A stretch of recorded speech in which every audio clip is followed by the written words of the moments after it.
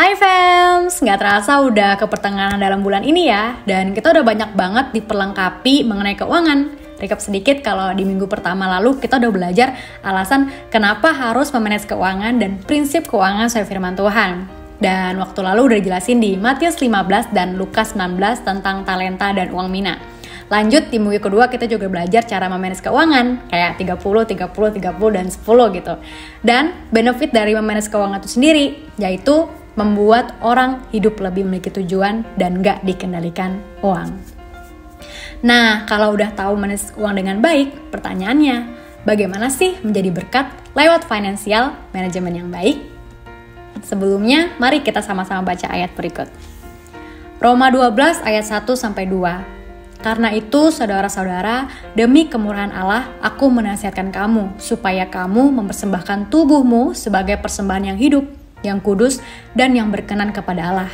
Itu adalah ibadahmu yang sejati. Janganlah kamu menjadi serupa dengan dunia ini, tetapi berubahlah oleh pembaruan budimu, sehingga kamu dapat membedakan manakah kehendak Allah, apa yang baik, yang berkenan kepada Allah, dan yang sempurna.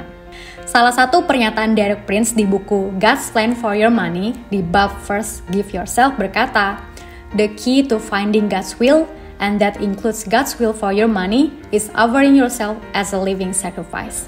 Artinya, kunci untuk menemukan kehendak Tuhan, termasuk kehendaknya dalam hal keuangan, adalah dengan mempersembahkan diri sebagai persembahan yang hidup. So, bisa dibilang uang itu juga hidup kita. Memberi dengan uang kita sama dengan memberi hidup kita. Dia juga bilang, "The key to this unshakable righteousness is handling your finance rightly, graciously, with compassion and generosity." Artinya, kunci kebenaran yang tak tergoyahkan ini adalah menangani keuangan Anda dengan benar, ramah, dengan belas kasih dan kemurahan hati. Pemberian yang benar memastikan bahwa Tuhan akan menyediakan bagi kita di dunia ini. Tetapi itu bukan hal yang utama. Kebenaran yang utama adalah bahwa kita mengumpulkan harta di surga sebanding dengan apa yang kita berikan di bumi. Our provision is on earth, but our treasure is in heaven. Rezeki kita ada di bumi, tapi harta kita ada di surga. So, di mana kita memberi, di situ pula hati kita berada. Jika kita ingin lebih memperhatikan kerajaan Allah, dan jika kita ingin memiliki semangat yang lebih besar untuk hal-hal kerajaan Allah, Derek Prince bilang, ada satu cara untuk mencapai tujuan itu. Memberilah lebih banyak. Semakin banyak Anda memberi, semakin Anda peduli. Firman Tuhan di Matius 6 ayat 21 bilang, "Di mana hartamu berada, di situ juga hatimu berada." Aku sharing sedikit melalui belajar pengelolaan keuangan, itu juga mempengaruhi time dan emotional management aku. Aku jadi orang yang lebih punya pola hidup teratur dan punya tabungan lebih. Jika sewaktu-waktu ada yang membutuhkan aku, jadi aku bisa memberi. Pengelolaan keuangan secara otomatis membuat aku juga jadi lebih bijak dan tidak membiarkan uang ngalir gitu aja sambil nunggu gajian bulan depan yang uncertain juga. Dengan pengelolaan keuangan, kita membawa diri kita ke level yang lebih lagi, yang mungkin tadinya hanya belajar menabung. Kita juga mulai belajar berinvestasi dengan aset-aset produktif. Dengan begitu, semakin banyak knowledge yang kita pelajari, bukankah itu juga bisa menjadi kesaksian dan menarik orang lain untuk ikut menggunakan berkat yang ada dengan bijak?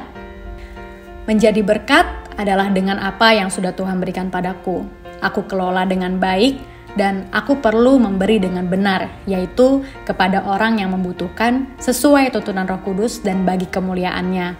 Dan yang pasti juga tetap membangun dan mendidik orang yang diberi. Praise the Lord.